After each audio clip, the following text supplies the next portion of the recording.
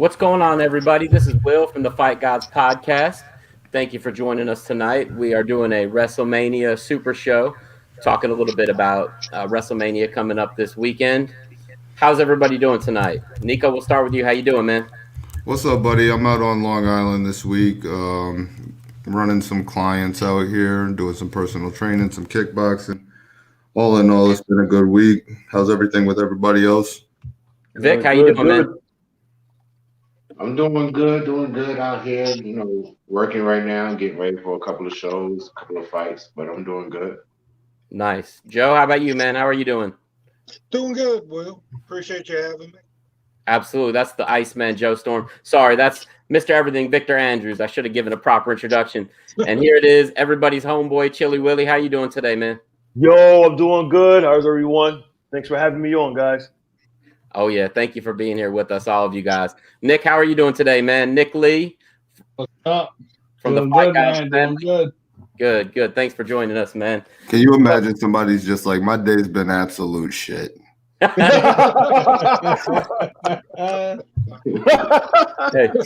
if anybody was gonna say that as a guest, I would have probably been Jason, man. The kid. But yeah, so the first thing I want to discuss with you fellows, and we'll do this as like a panel show. We'll start with Nico and work our way around the screen to Nick. What is your favorite WrestleMania moment up to this point? Nico, I'll start with you. Go ahead. Oh, wow. That's a damn tough question. I'd have to go with the wow factor of the streak ending. Okay. So Brock versus Undertaker. Okay. Yeah, Brock good. Nice. Mr. Everything, what about you? I had to go with the Streak versus the match with Undertaker and Triple H with Shawn Michaels as a guest. Oh, yeah. That Phenomenal. that was my first WrestleMania. Oh, wow. Audience. So that was, the emotion behind everything they did was amazing. Absolutely. Joe Storm. That was great. Oh, what a good match. Definitely. Yeah, definitely was. What about you, Joe? What was your favorite WrestleMania moment up to this point? It's tough, but I would say like storyline and everything Hogan Warrior WrestleMania 6. The first time that you saw really, two good guys square off. Great match as far as, crowd reaction, the story of the match. Not the best wrestling by far, but real good match. Right.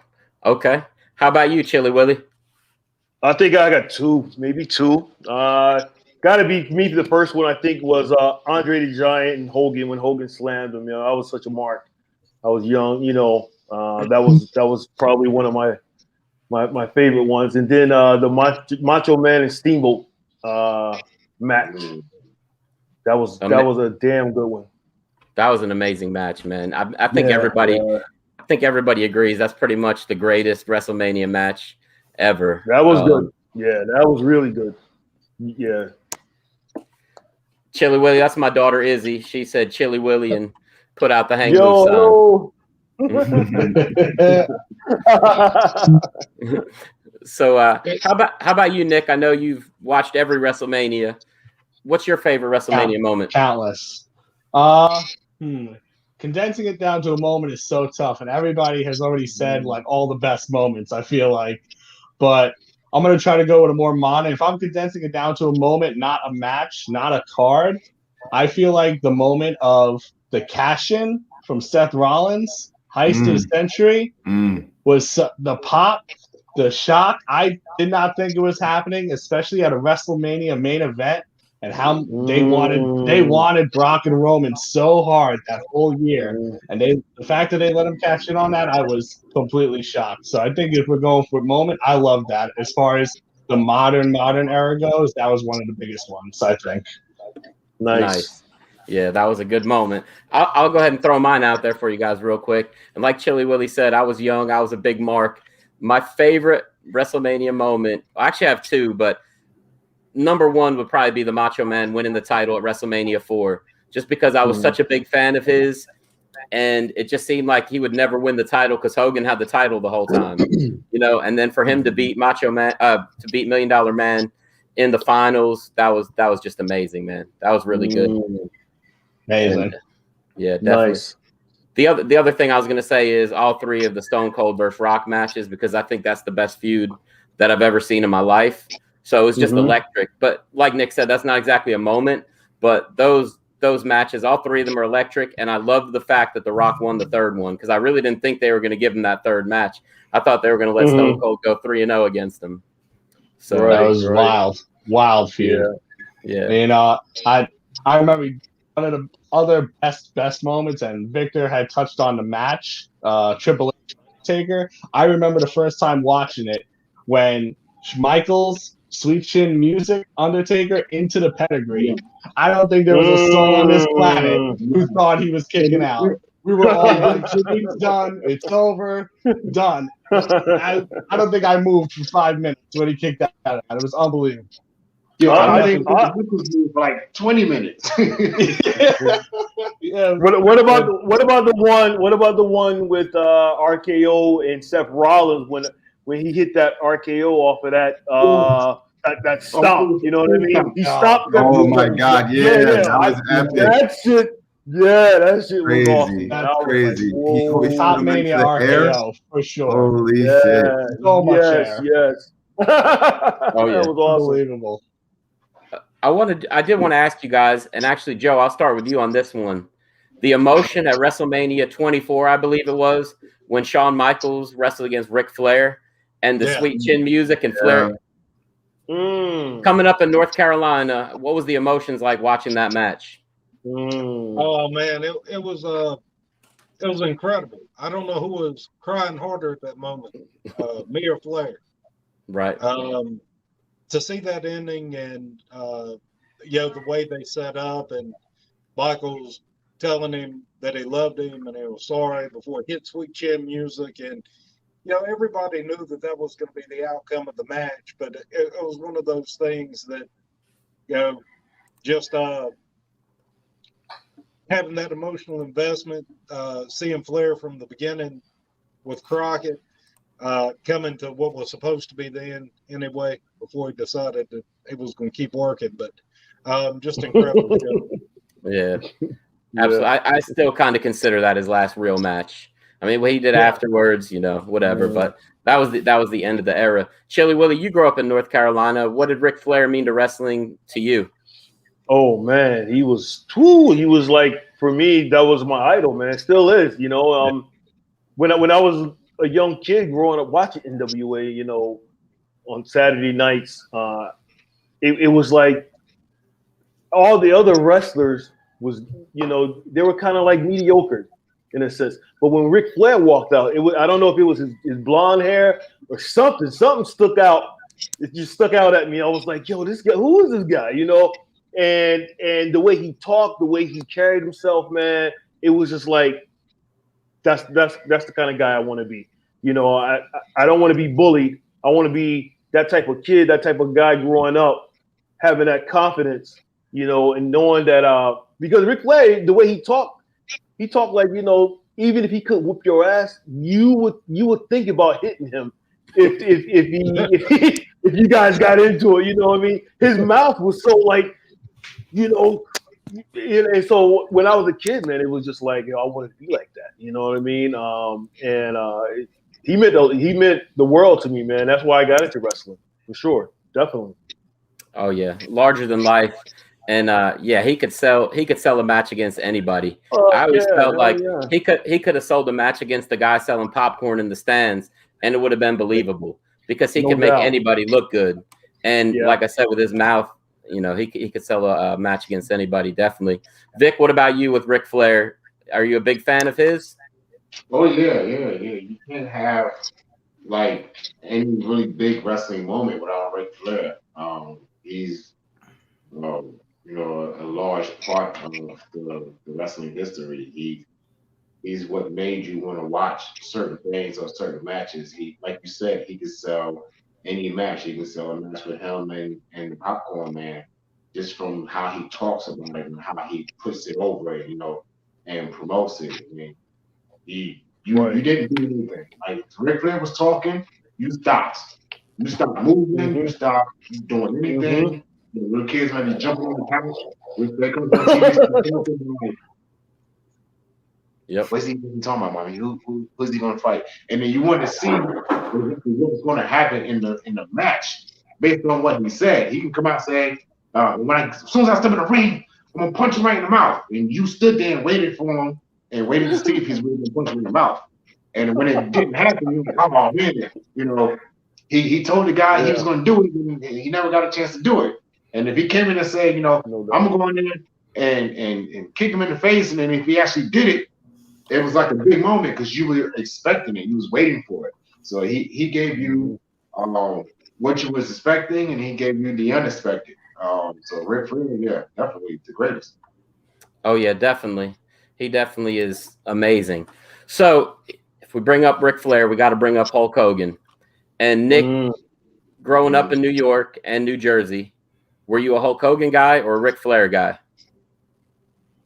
I think it definitely went back and forth. I think I probably was more of a Flair guy, honestly. I mean, obviously Hogan was, you know, always fun to watch, but during my era of really getting into watching it, I wasn't in the Hulkamania era of was not my peak of watching. My NWO was my peak of watching Hogan. So I was like, this guy's a real jerk. But he was cool. Like it was a badass. So, but I mean, something about Ric Flair, like you guys all made great points. It's all he had that swagger. He invented swagger for me. I was like, holy shit, who talks like this? Like, who is this guy? And how can I emulate him in every way possible? It's just like I'm walking like a 12-year-old kid with the confidence of a 40-year-old man just walking around wooing at people. Like, it's unbelievable. That's funny. Nico, same question. You're from New York also, as am I. Hogan guy or a Flair guy? Flair guy. 100%, man. And that comes from your dad. That 1,000% comes from my father. through and through, man. We love Rick. And the thing that I love most about Rick was his long-term storytelling and how he'd work over like a cut from last week, you know, and like he'd take the bandage off and show that he's still harmed and bleeding and stuff, man. Like I love that about Rick, dude. I thought he was the baddest man.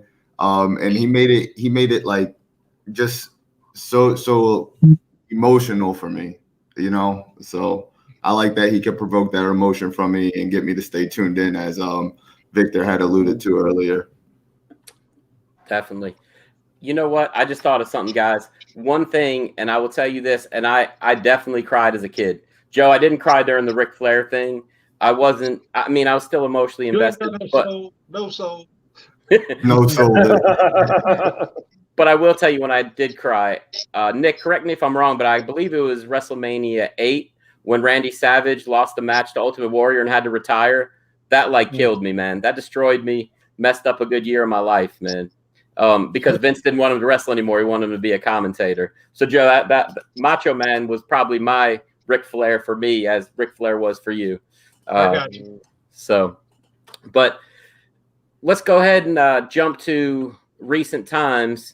We have WrestleMania coming up this Saturday and Sunday, which is real cool to me. I like the fact that they do it for a 2-day show now, because before the 5-hour WrestleManias were just getting insane.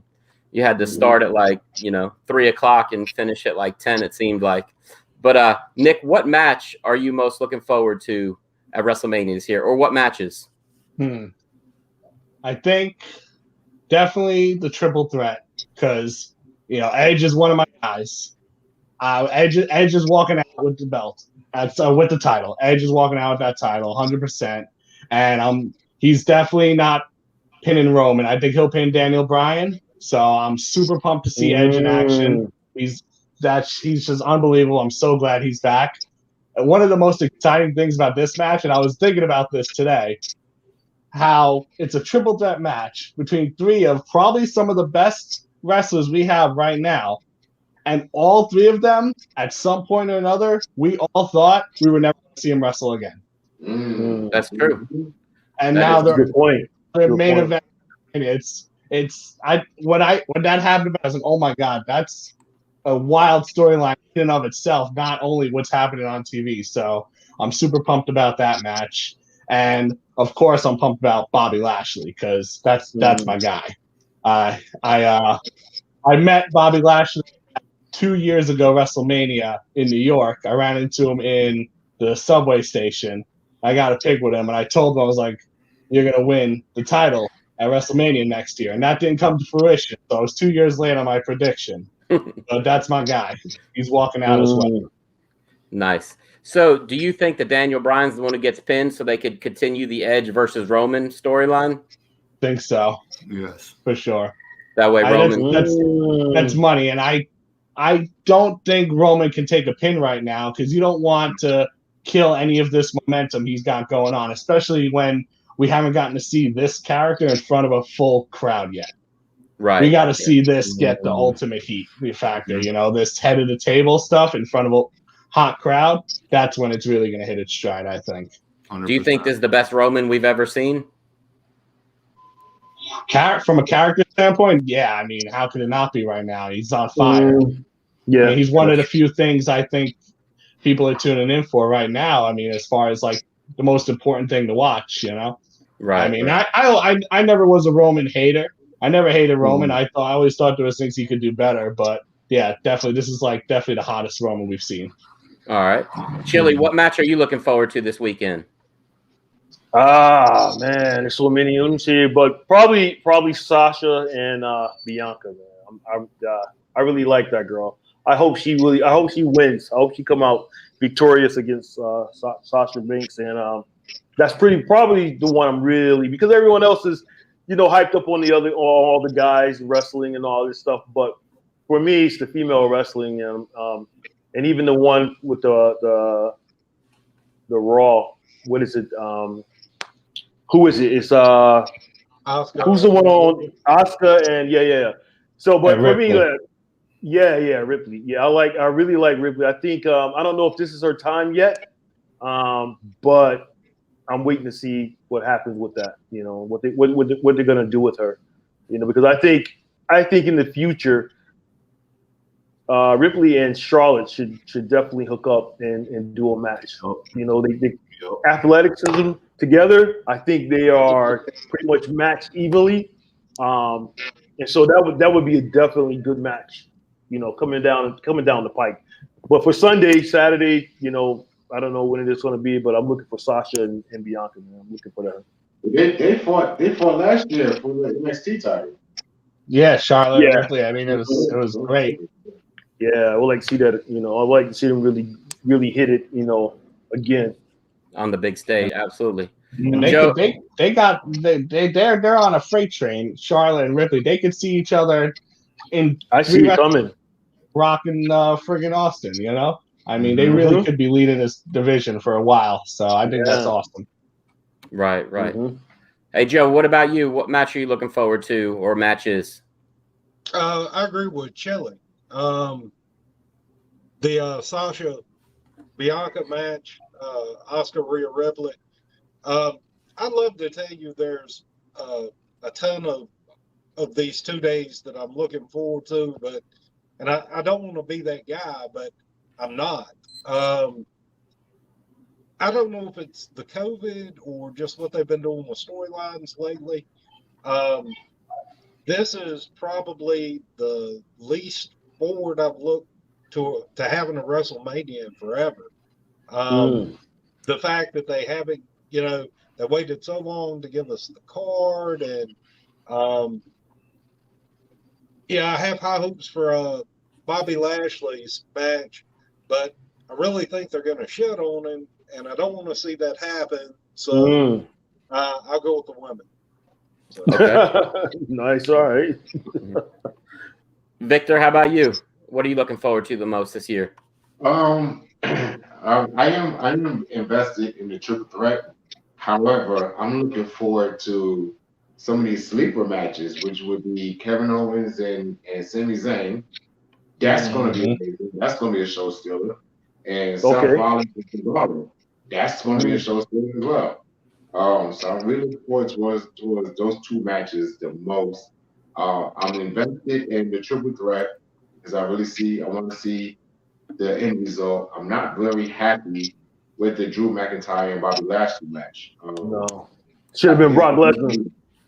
Yeah, it's not needed. I mean, we don't need Bobby Lashley and McIntyre. If they give McIntyre the title, they're gonna mess up a good thing. You know, do it later on.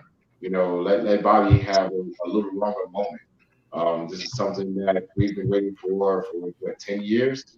Let him do his thing for a little while. You gave Kofi a really good moment.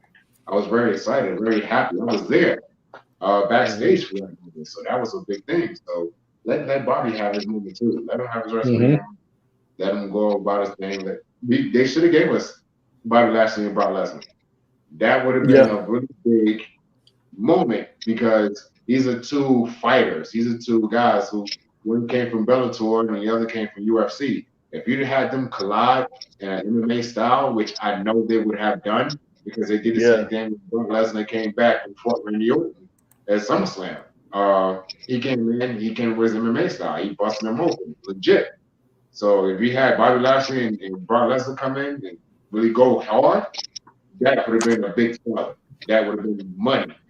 But that'd have been hard to do because Paul Heyman is currently with Roman Reigns. So how are you going to get somebody to work two different brands, having two different clients? You know, with the history that they have between Roman Reigns and Brock Lesnar. So I'm not really excited about the Bobby Lashley and McIntyre match, even though he's my little brother. Vic, explain that. Explain that for anybody who's not familiar with what you did with Bobby Lashley in the WWE. I portrayed one of his sisters. I was Jessica Lashley. So when he won the title, a lot of guys jumped on social media. Was like, "Hey, I know Victor Andrews is happy about his brother winning the title." I'm like, "I'm supposed to Jessica Lashley. Yes, we are very happy." So. Those are my two picks: is Kevin Owens and Sami Zayn and Cesaro and Seth Rollins. Nice. All right. Oh yeah. Right. Nico, what about you? I know one of them's got to be the Fiend. Come on, man. Why are you gonna do that? Let me do that. Let me do that. I know one's gonna be the Fiend. Go ahead, let's hear it. You know, if I was gonna go from a pure wrestling standpoint, it would probably go to Kevin Owens or Sami Zayn. But I'm about those moments. He provided me with one of my favorite moments. Was it last year with John Cena? Yeah, last year. That was one of my favorite moments all time. I think that he's going to go through with it again with Randy Orton. I think it's going to be absolutely epic. He's been one of the greatest characters since Undertaker has left. So that's where my allegiance lies. He's going to have the best moment this year again. Okay. 100%. Do they have any kind of stipulation, or is that just a regular match this year? I don't even think it matters. He's gonna be in that man's world, dude. He's going in his world, dude. It's gonna be something else. And the addition of Alexa Bliss has been amazing, dude. I don't think people even understand. He hasn't been on television for how long? How long was he off, Nick? Hell in a Cell? They light him on fire? Or hold on. Is it? Yeah. So I mean, half a long time. Yeah, dude. And his character is still thriving off of somebody else's back. That's crazy, dude. That's so dope. Wow. It's unbelievable. Yeah, you're right. Well, it is a straight up singles match. It's not a fun house match or anything. So it's going to be interesting to see. Yeah. I'm sure there'll be some Fiend stuff going on, though. There's got to be. But as of now, I'm pretty sure it's singles. Well, let me ask you this, Nick. Why the hell do they still have Bad Bunny hanging around in the WWE? I mean, is this guy really going to – go ahead, Chili. Followers? Well, I was going to say, man, we left out that match. You know what I mean? Right. Well, yeah. That might be the sleeper. You know what I mean? So that's Bad Bunny and Damian Priest versus The Miz and John Cena. Wow. They're going to make him look good. I mean, and he had a good looking punch last week on Raw. I don't know if you saw it. He knocked Miz, a good-looking punch. He had a great Dive crossbody off the top rope on the Royal Rumble. Yep. What? There's nothing. He's shown me nothing to make me think he's gonna suck. I think it's gonna look good. All right. Will, stop acting like you didn't love Dennis Rodman and Karl Malone. Hey, I did love that. Yeah. Dennis Rodman was the man. That guy's got more charisma than anybody who was in WCW at that point, besides Ric Flair. But he can't do worse than Snoop Dogg. Did you see this guy a couple weeks ago? Come on. I love Snoop Dogg too, but I mean, he's laying on his knees off the top rope. Come on. No, it should be Shaq. It should be Shaq going up against Otis. That's what that's the match that I want to see. Shaq did his thing in AEW. No doubt, didn't he? No doubt. The new Ooh, that's another one we forgot. The tag match with AJ Styles. Oh, yeah. That could be a good match. That could be versus the New Day. Do we know if they're going to be on night 1 or night 2? Because we got Big E winning the drum fight with Apollo, so there might they're on night 1. Interference. Night 1 is New Day. Night 2 is Big E.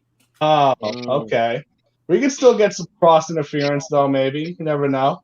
Definitely. Although the drum fight might be good. That's going to be good. Apollo and Big. What is the drum fight? What is the drum fight? They haven't said it. It's a Nigerian drum fight. Yeah. So I assume they're going to pummel each other with drums and drums. I mean, I've heard of some gimmicks before, but I've never heard of a drum fight, dog. I mean, I don't know who's watching. I hope a lot of people watching this, right? But I don't want to seem like it's a racist type thing, but I mean, are they gonna be like? It is. That's what it sounds like. I mean, I've seen people lose their accents. I've never seen somebody gain one. This is the most fucking ridiculous shit. That's so crazy that he's speaking with a Nigerian accent now. That's pretty wild. Actually, but I kind of like him. He's relevant now. I mean, he's keeping me entertained. You know, for when I see him, because of that. You know what I mean? You know, I was trying to explain to my wife why he talks like this now. Like, gotta give Apollo's good.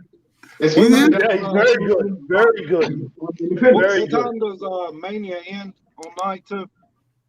On night 2? Yeah. About 11? What do you think? About 11? Well, yeah. Well, for night 2, 11, no later. Yeah, Peacock's gonna cancel that at 11:05. You'll never see that drum shit ever again. This has got bad idea written all over it. I don't know, man. That's gonna be crazy drum fight. You know what I mean? So we'll see. Chili, let me ask you a question. Coming into this WrestleMania, we had The Miz as the champion. He lost the title, right? And now it seems like they kind of just pushed him back down the card. How important are guys like that you can motivate all the way to the main event, and then also you could see them in the first match or the third match on the card, and they fit in well in all those spots? How important is it for guys like that to be on your roster? Well, I look at Miz. You know, everyone. You know, he's like he's a team player. You know what I mean? He's a yes man. I mean, I don't see Miz as a I don't really know him, but I don't see him as a guy who gripes about certain things. Like he won't come out in the media and say this and say that. It's important to have guys like that. You gotta have soldiers. You know what I mean? I mean, in your camp, in your team, you have to have that. And I think that's what. Uh-oh. All right. We lose Chili for a second there. That's okay. All right, he'll come. We'll bring it back. Yeah, he's coming back. Joe, how about you? What do you think of the fact that they took Miz from the world? Okay, there he is. Hello. Okay. Yeah. So I'm sorry, but yeah, I think you have to do what you have to do. I mean, when you're on contract with any company, anybody, man. I mean, you have to play that game. You know, in order to keep your pay coming. It's all about pay, man. It's all about the paycheck. You know, I mean, we can sit here, we can assume it's about this, assume about that, but what the bottom line is that paycheck. All right. So if you're on contract and you're getting, $600,000, $700,000, $1 million a year, you know, you got to do what you got to do. You know, we all know what wrestling is. We know the fundamentals of wrestling, and so it's just like when you're doing the indie show. When you go out for $25, you're gonna go out and do whatever it is that your promoter asks you to do for that $25. Okay, so let's amplify that. You know what I mean? So if you up in the big leagues and you know you on contract and you making $1 million plus, you got family, you got houses, you got cars, you got all kind of shit you got to pay. You do it, you know, and that's just the name of the game. It's just like the hurt business. You know, people say, "Well, what happened to the hurt business?" I mean, it's business. You know what I mean? I mean, there are 4 guys who collecting the paycheck, and you go on your job tomorrow and say, "Well, I ain't gonna do this," and see what happens. You know what I mean? And so we had to look at it on a real tip like that. You know what I mean? Hey, hold on. Let me try that. Hey, I ain't doing nothing else for the rest of the night. I think I'm good.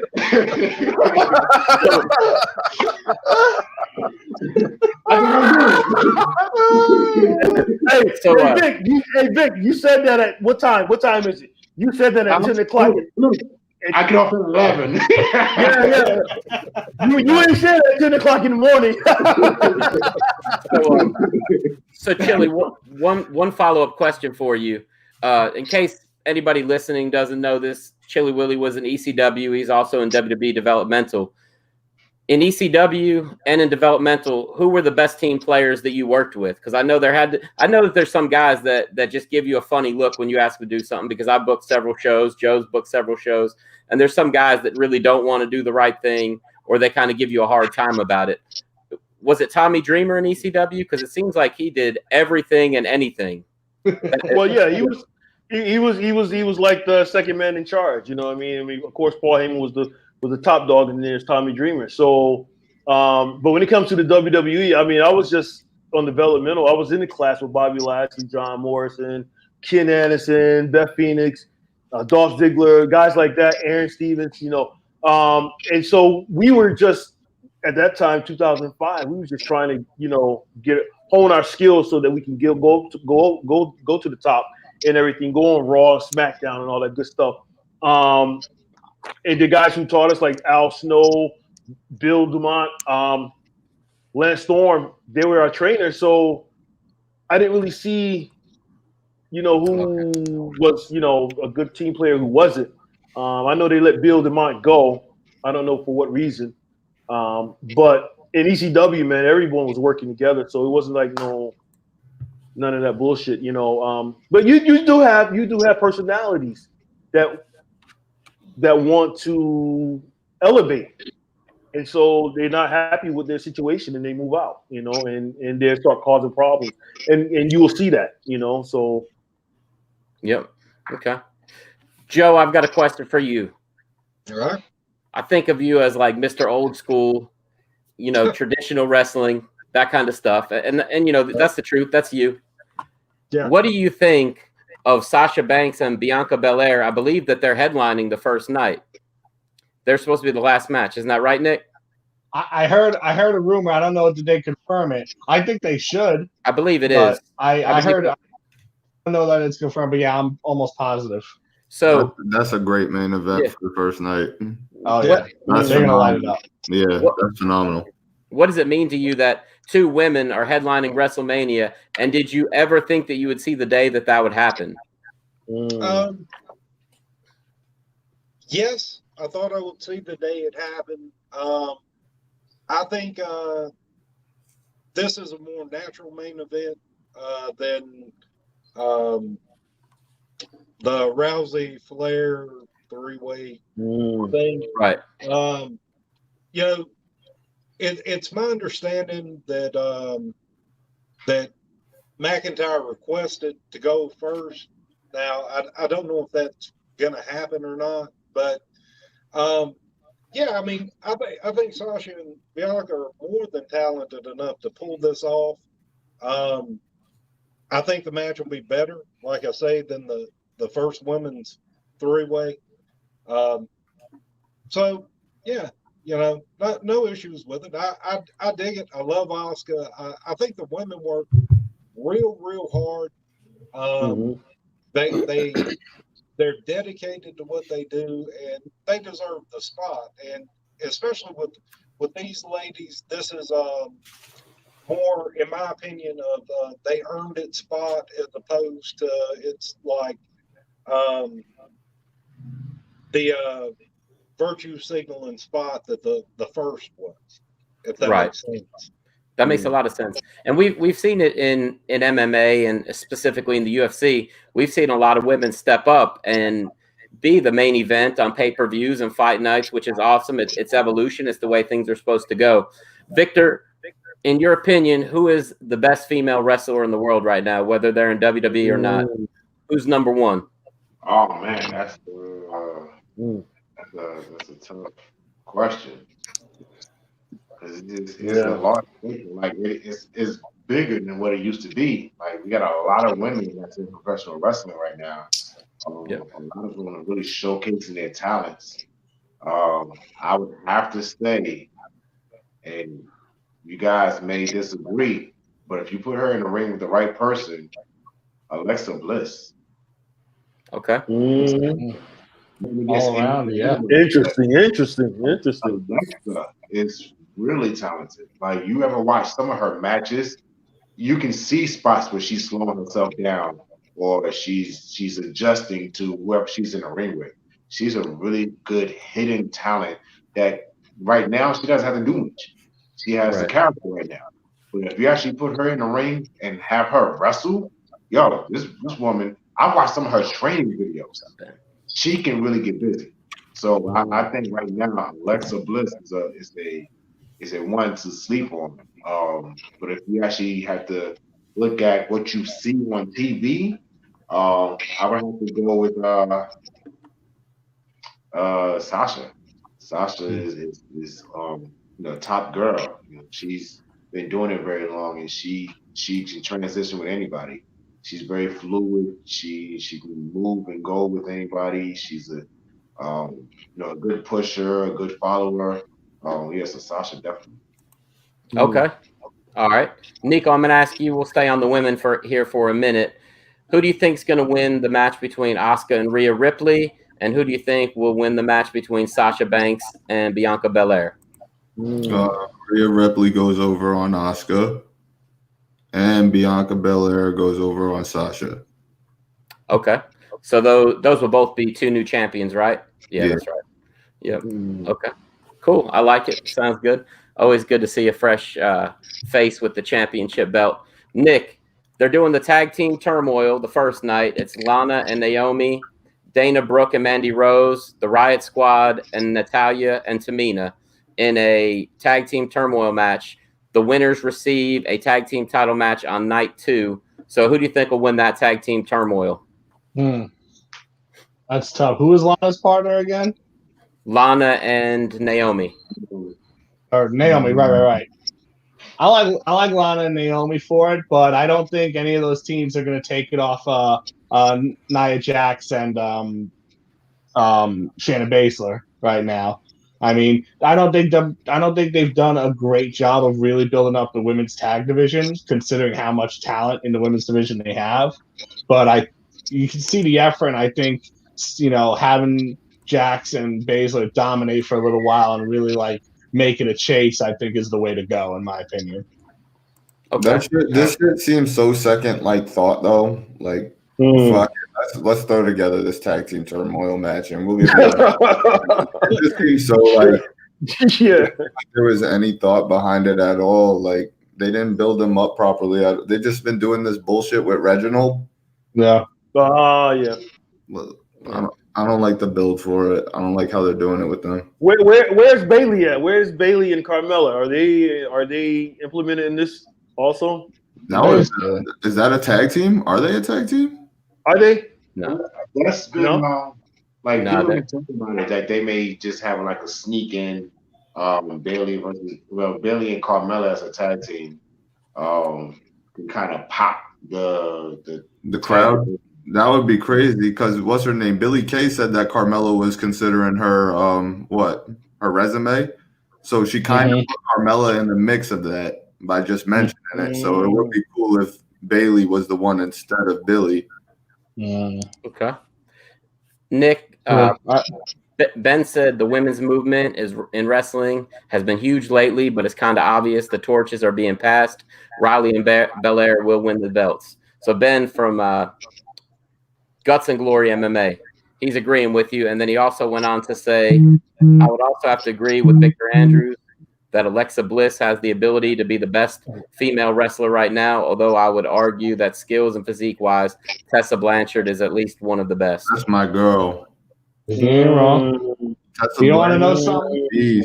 Hell of a NXT right now. Shotzi Blackheart is down there. I mean, you got it's just there's a lot of talent down there. So NXT, has got a lot of good women down there. Io Shirai.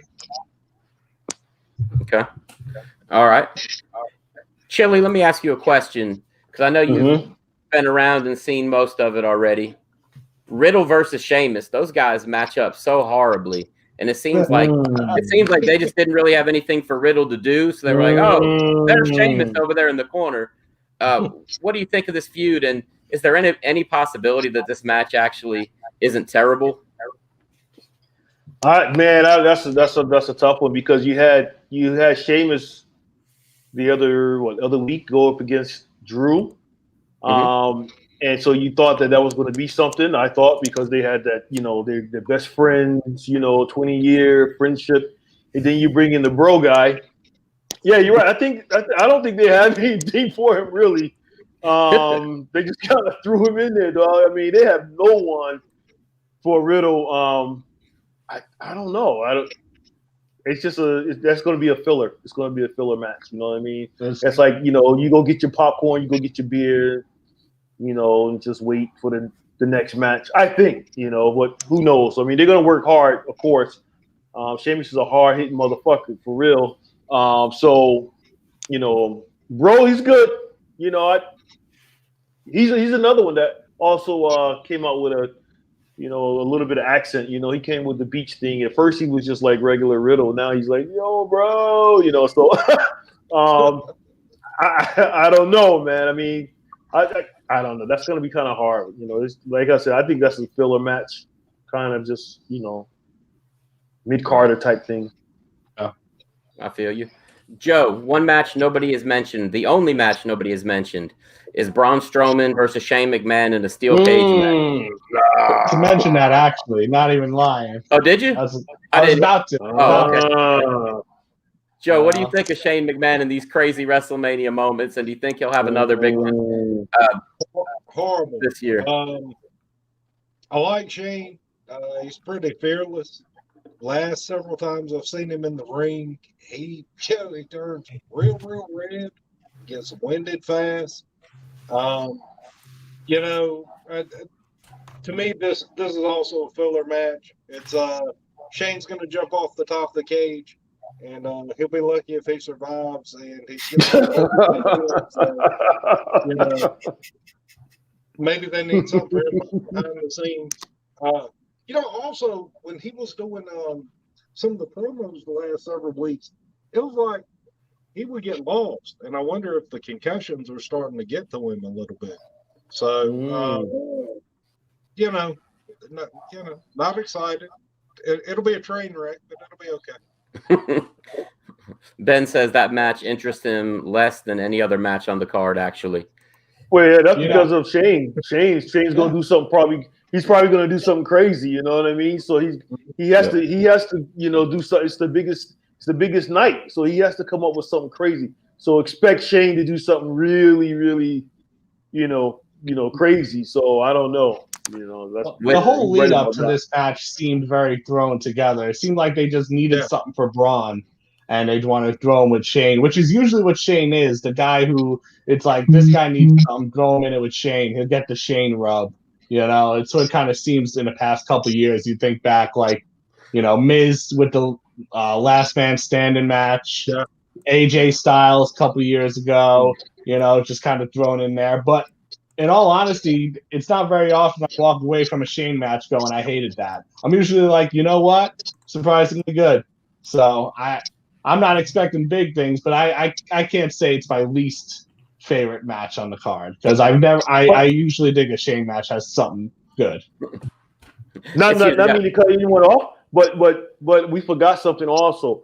What about the Logan Paul guy in the match? Sami Zayn and Kevin Owens. Yeah, I think he's going to interfere somehow, right? Oh, he's gotta.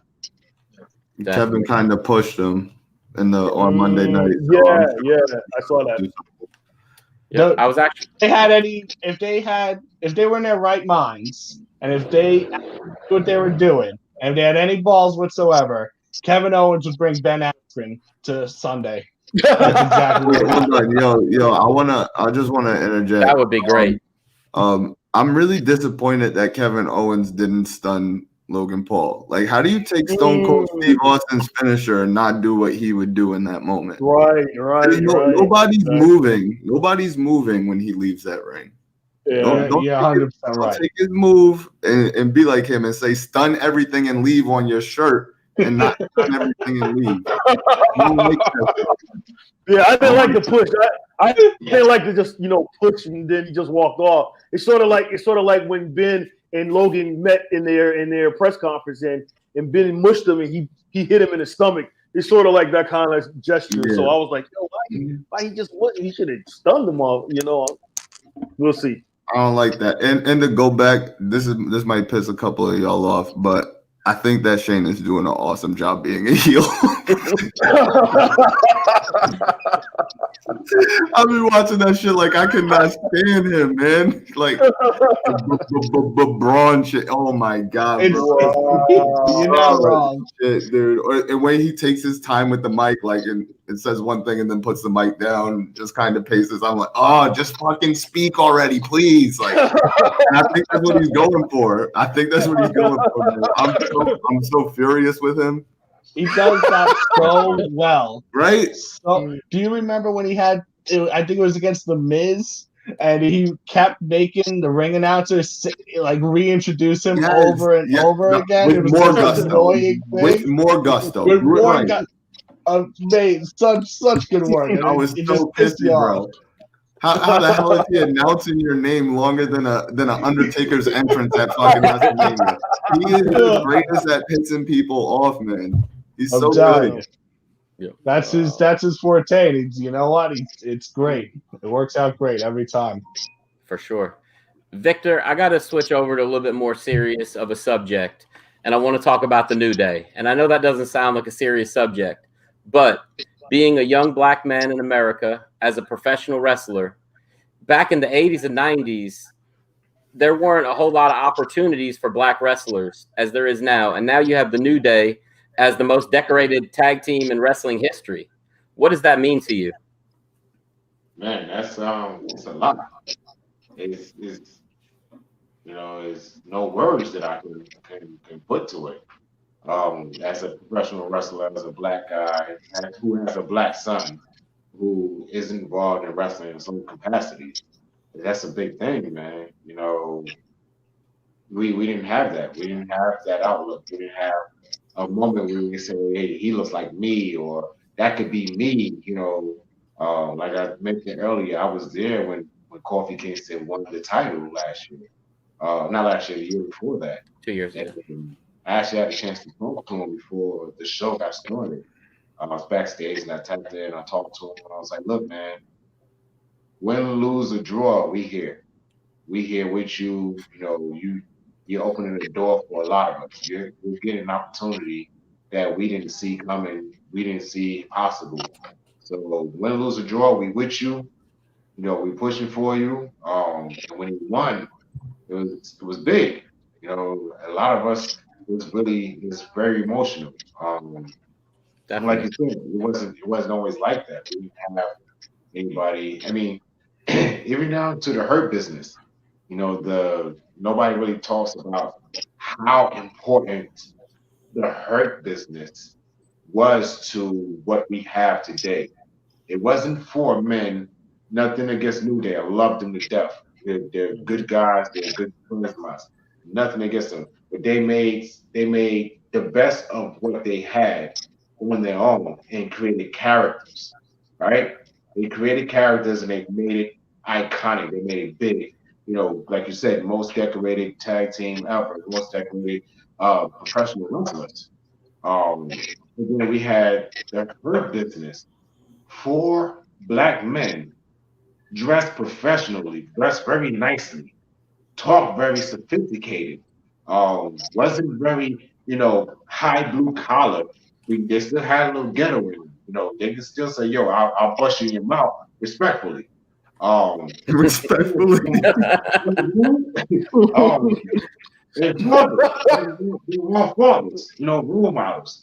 So it was a big thing to have those 4 guys not only have the titles, have the WWE championship, but just to be represented in the best way. They're not shucking and jiving. And nothing against Chili Willy. Love you, Chili. Chili used to go out there and do his dance. He even has a story when he first did his thing. And he walked through the curtain, and I want to say it was Ron Simmons or somebody looked at you and said, "What the hell was that?" Yeah, Ron Simmons and JBL. Yeah. You walked through the curtain. What the hell was that? They was trying to figure out why you were doing all that. We don't have that anymore. We have guys who go out there and represent who they are, and represent culture and things like that. So it's an amazing feeling. It's an amazing feeling for my son to see it. And he watched this show when Coffee won.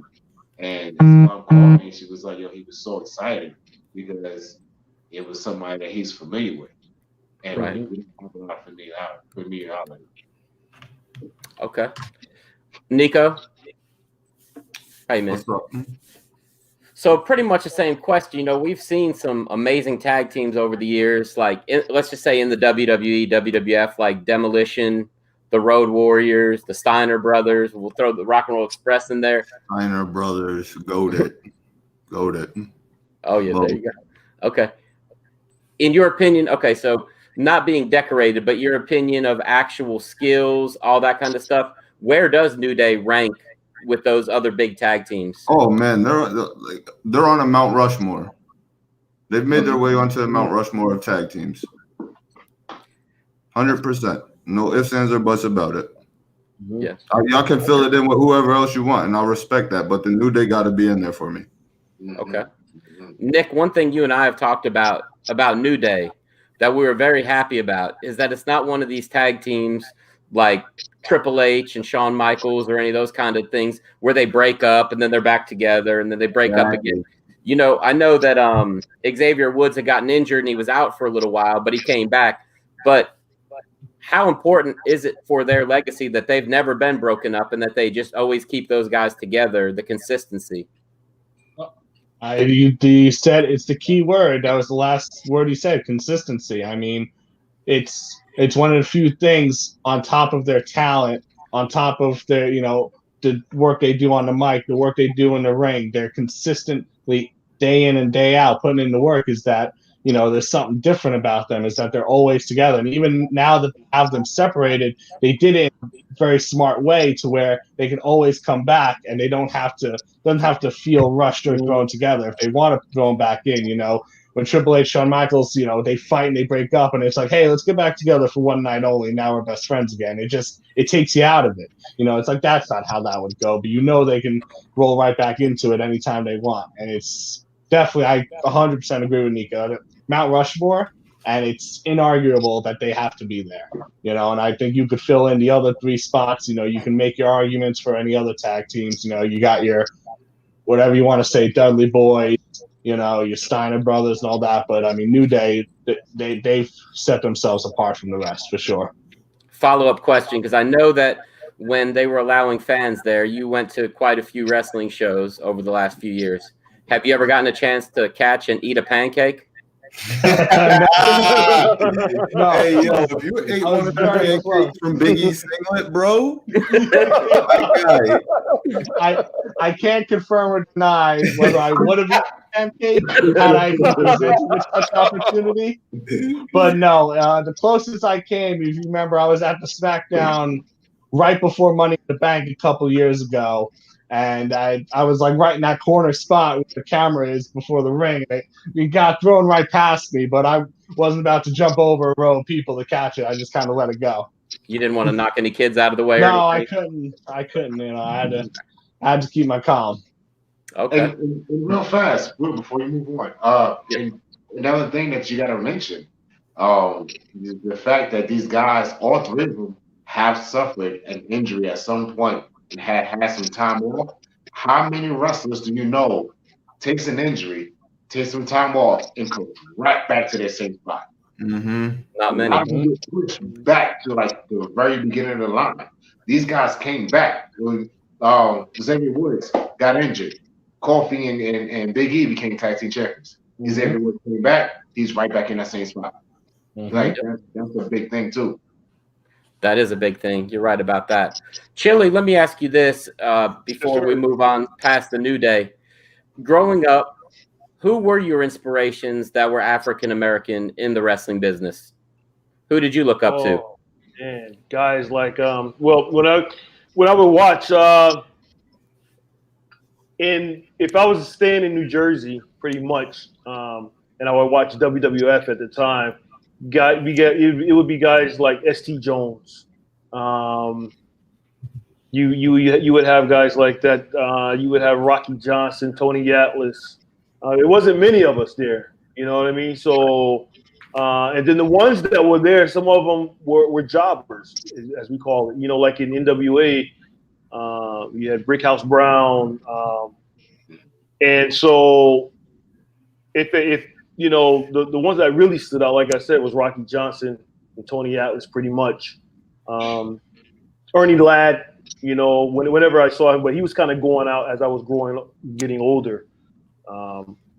So those were some of the ones. And then in the 90s, Ron Simmons came up, you know, and then late in the 90s, the Harlem Heat, you know what I mean? And so those were the black wrestlers that I kind of grew up, you know, watching, you know. And I just want to pinpoint, I want to piggyback off what you guys said with the New Day.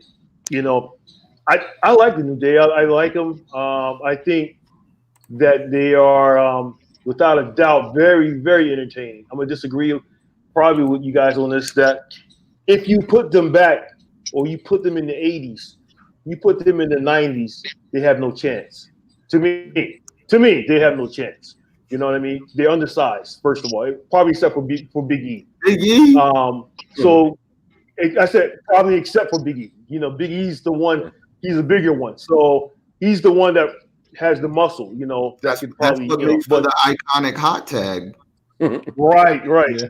But if you put him back in the 80s, 90s, you know, going up against the Harlem Heat, to me, personally, they don't have a chance. You know what I mean? You get them up against Doom, Butch Reed, and Ron Simmons. I mean, but now in this era, the 2000s, you know, very entertaining. To me, the only black wrestling tag team, that has made that stance, you know, and made it, you know, good. But if you overall, I don't know. I can't say for me. Not on not on my Mount Rushmore. No, not for me. But they have their own spot. Hall of Fame, yes, definitely.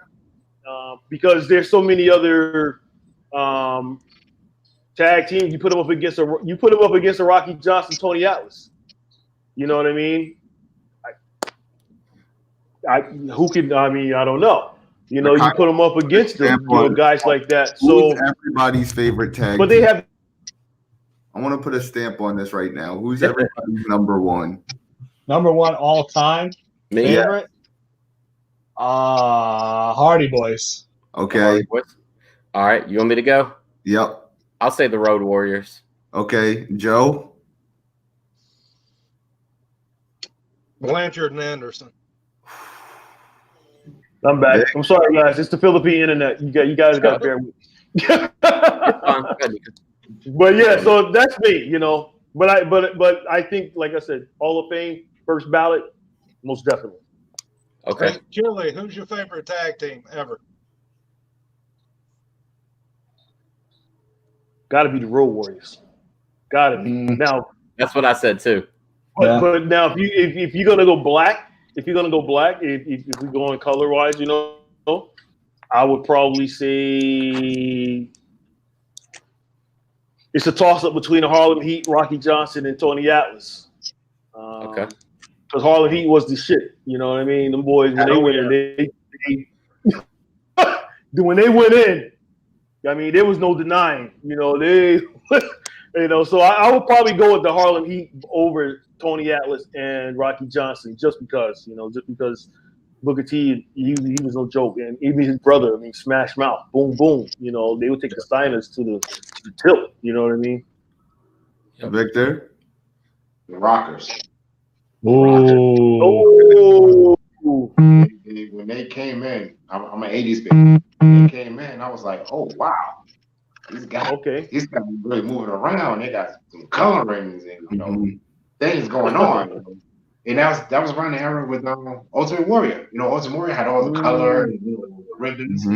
He came in, I was like, oh, okay, they look like him. I like them. Yeah. I like them. So that was me. All right, I'm gonna go with two. The first is gonna be the Steiner brothers. I love Rick where he got down like the bulldog and he would crawl around the ring. That shit. And then actually, most badass tag team wouldn't even want to see these motherfuckers in the street. Ming and Barbarian. Ming and Barbarian. Look, to this day. Don't do it to yourself. Don't do it to yourself. Wow. That's funny. It's funny you asked that, Nico. I'll tell you guys a quick story. I used to work at a place in Hampton Bays called the Seaport, and I was a parking lot attendant, and the doorman / bouncer, he would get wasted every single night I would work, and he knew I was a big wrestling fan. So he would call me over every time, and he'd say, Willie, who are the best tag team ever? And I would always give him a different answer, just screwing with him because he's drunk. And I'd say Nikolai Volkov and the Iron Sheik. I'd say the Road Warriors. I'd say everybody, right? He'd say, no. It was Fuji and Tanaka. They could kick anybody's ass. and he would give me this every time. He'd give me that same spiel every time. But definitely, we're going to go ahead and wrap this up. But let's go around the horn. Victor, we'll start with you. Tell everybody what you have coming up this weekend and where everybody can find you, all that kind of stuff. Floor is yours, man. All right, cool. I really appreciate you. Say thank you guys for having me on the floor. What I got coming up this weekend. Saturday, I'll be in Burlington, North Carolina, for American Lucha Wrestling, where I'll be having a pancrase style fight on a wrestling show. So it's gonna be great. It's gonna be legit. Slapping somebody to sleep. Then Sunday, I'll be in Charlotte, North Carolina for Extreme World Wrestling. XWW. I'll be there, and you guys can find me through my website, www.thevictorandrews.com. That's www.thevictorandrews.com. Okay. Joe, what about you? Tell us where we can find you. What do you have going on? All that kind of stuff. And tell them about the shirt that you have on also. I'll tell you about shirts because I really ain't got shit going on. But I do shirts for a lot of the indie guys. We have some of our own designs, but we primarily contract print. You can check out support the indie guys at stormcustomtees.com, and it's stormcustomtees.com. In the store, we've got guys like the Ugly Ducks, the Gymnasty Boys have got some shirts on there. We have a couple of pieces that are Legends of Wrestling series. We've got a couple of Wahoo McDaniel t-shirts, like the one over my shoulder. A one-man gang, King, the African Dream, when he did that WWE gimmick. Those are licensed products. Wahoo's is through Karen, so she gets a portion of the proceeds of those shirts. Mary and George gang get a cut of the money, and then we do some silly stuff like what I'm wearing. This is like my governor's a cocksucker t-shirt. that's me exercising my First Amendment right before they take it. But I'm making money, so if you want a Donald Trump's a cocksucker T-shirt, I'll make that. My brother Ken is a cocksucker, I'll make that too. So whatever you want with that type of stuff. And that's it. I appreciate you having me on, and good seeing all you guys. Definitely. Thank you for joining us. Chili, how about you? Yeah, you guys can catch me here in the Philippines. Hop a plane and come on over. No, I'm not doing anything, man. I'm just on my ANC podcast Unraveled and my Chili Willy podcast. So yeah, you guys catch me there, pretty much. Thank you guys for having me on. Nico, very nice meeting you, man. And brother, pleasure meeting you guys, as well. Storm and Nick Lee. Very nice meeting you guys. Absolutely. Thank you. Good to see you, Vic. Joe. Hey, Nick, any parting words? Anything you want to plug? Not to plug. I thought this was great. I thought, those you guys saw me for the first time, it was a pleasure. I thought it was this hilarious time. I think we should definitely, try to do this again. We had some great insights, getting to talk to you guys again.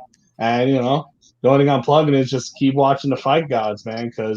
Also, by the way, if it was available to gamble, I would bet on Victor Andrews just knocking this guy out on Saturday. And you know what? I'd come away with it. So, best of luck to you. Love to hear it. Love to hear it. And Nico, you have anything you want to say before we finish up? Oh, man, just thank everybody for joining us here tonight, man. It was really awesome getting to meet all you guys like this and hear your opinions on everything that's going on, man. I respect them all. I love them all. Thank you, guys. Wow. Thank you. For sure. Well, I just want to thank all you guys, and I definitely want to have all of you back at some point, singly, together, however we got to do it. I do feel like, at least for the big 4 pay-per-views, we'll start doing these preview shows. And you guys are always welcome to come in and chop it up with us. We really appreciate all of you guys being here tonight. And for the Fight Gods, I'm Will, and we will see you guys next time. Thank you. Peace. Later, guys. Yeah. And